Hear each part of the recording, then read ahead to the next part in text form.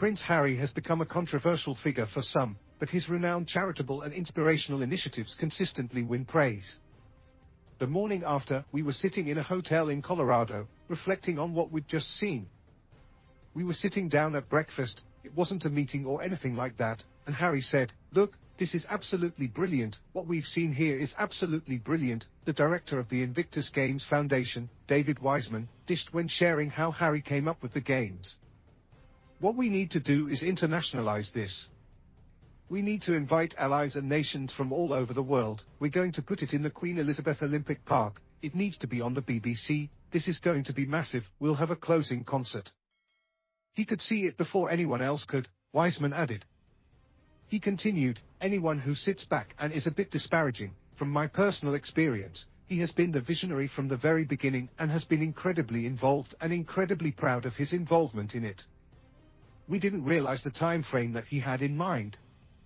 The director then explained how the fiery-haired prince went rogue, bearing in mind that was May 2013. "We went back to the Warrior Games that afternoon, and he stood on stage at the podium, and I think it had been written in his speech, that vision to say, 'Look, we'd like to do this.' I think he'd added his own note that said, 'next year.'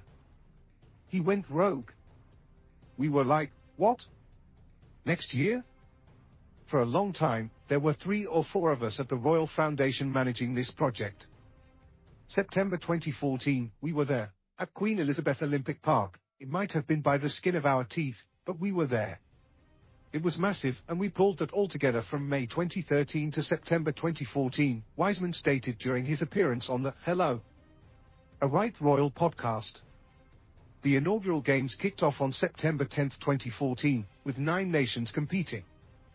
The then Second Lady of the United States, Dr. Jill Biden, was in attendance, and the event featured a closing performance by the Foo Fighters. U.S.